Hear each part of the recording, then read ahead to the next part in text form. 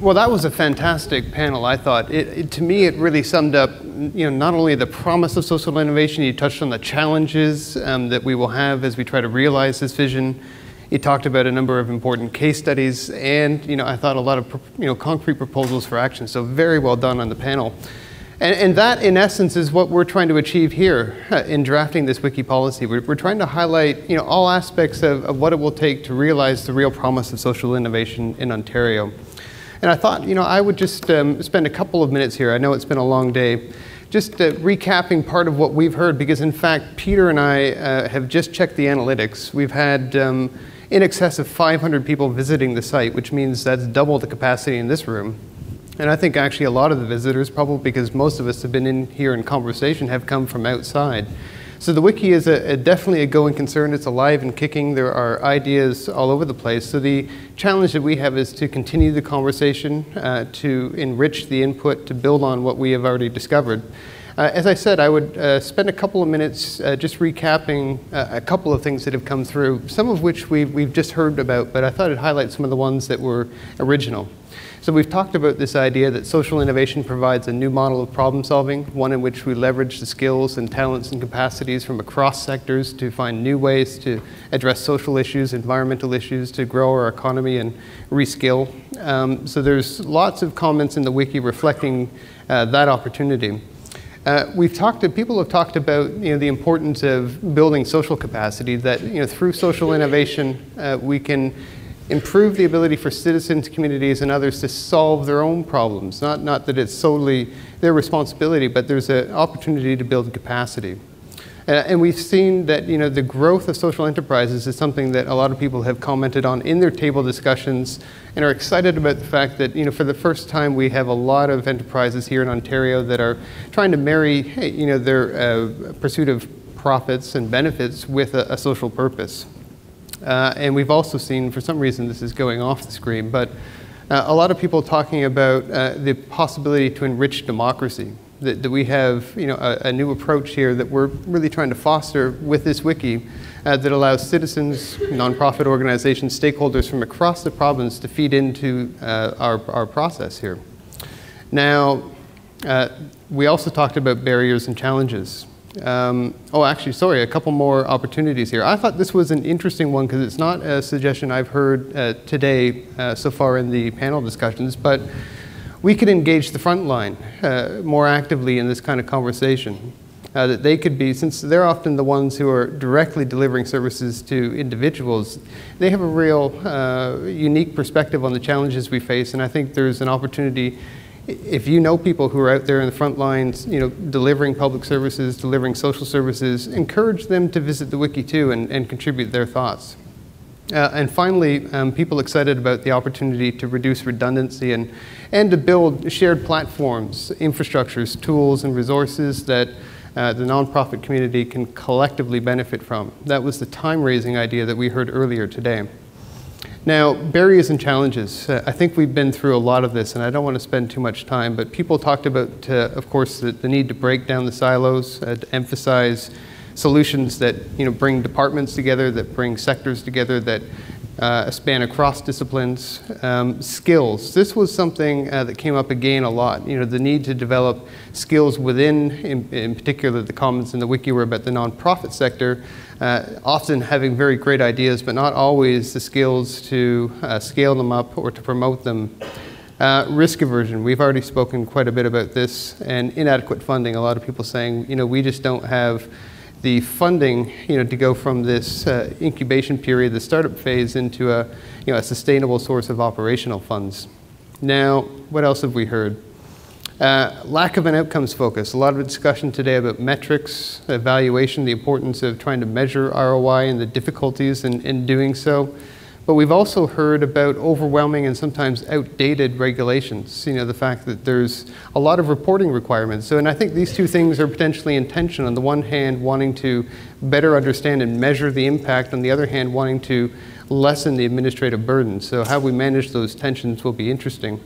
And the digital divide. A few comments at different tables here saying, it's great that we're using social media, fantastic that we have a wiki.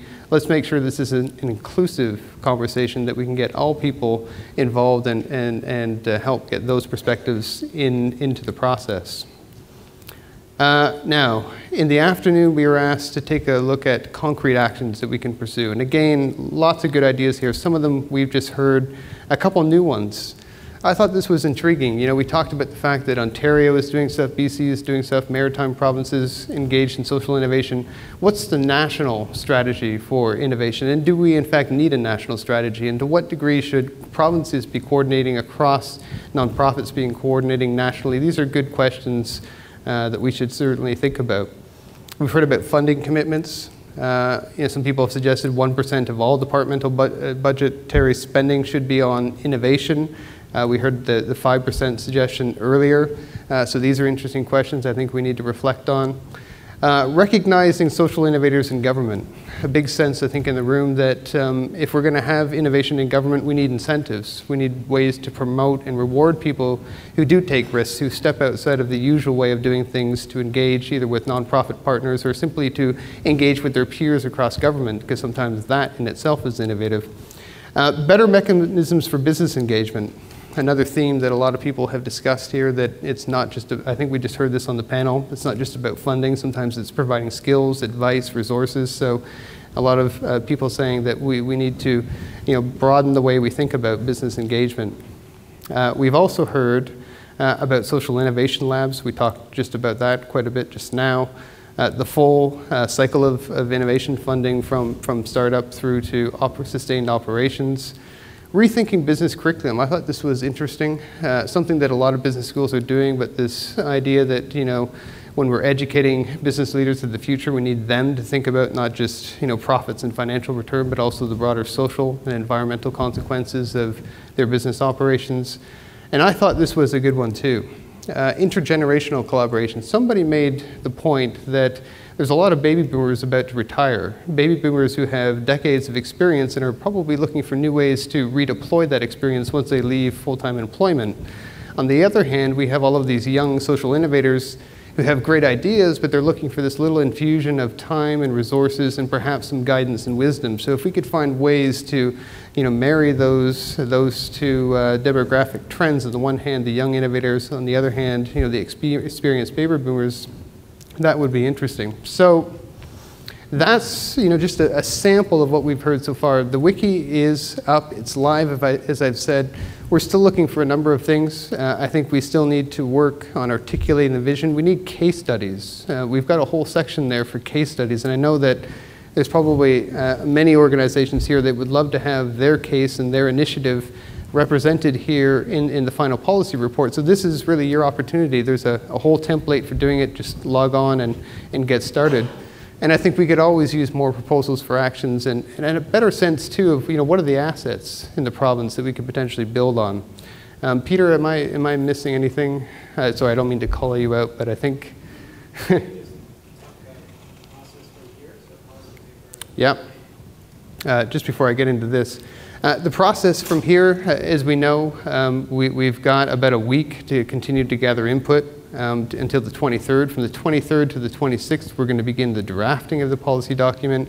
That will go back out to the community for final comments, and we'll have the final piece ready by May 31st. So a lot to do there. I thought I would just take a second just to share one story, because I think this is important. It helps illustrate the power of tapping a broader community. As we were writing our most recent book, I spoke to a young astrophysicist at Oxford University, and he had a really fascinating challenge. He was completing his PhD, and he was, as an astrophysicist, his job was to understand the evolution of galaxies throughout the universe. And as part of his project, he had 50,000 images to classify. Now, he realized that as an individual, it would take him years to go through all of these images. And so, as he was at the pub one night with his supervisor, they came up with this idea to put the images online and to ask a broader range of colleagues to help classify. Well, they did that, and in fact, this became exceptionally popular. The supervisor said, well, perhaps there's 200 people in the whole world who might be interested in helping you do this, but let's take it. Let's give it a go.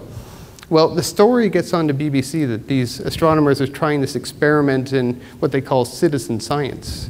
And lo and behold, within 2 weeks, they've got not 200 people, but 250,000 people helping them classify galaxies. Now, this isn't just, plug in your computer and lend a little bit of processor power. This is people looking at stunningly beautiful images of the universe and making, decisions about, is this a spiral galaxy or an elliptical galaxy? The point is that they're engaged in real science. And here's the punchline. In the entire world, there are 6,000 highly trained astrophysicists. On Galaxy Zoo, they have 250,000 people helping them classify images and do all kinds of other stuff. So if you think about it, they have increased their talent pool by 40 times, right? And they have vastly exceeded all of their targets. They're collaborating directly with the community. They release the research to the citizen scientists before they even submit it to journals. And in fact, the citizen scientists have formed new communities around the world, meetups in London and Amsterdam and other places.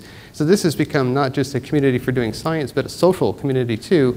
And it helps illustrate for me the power of doing stuff collectively and the kind of talent that we could tap into if we apply that same kind of thinking to the social innovation challenges that we have here today. So thank you very much, and I look forward to engaging with you in person and online. Thank you.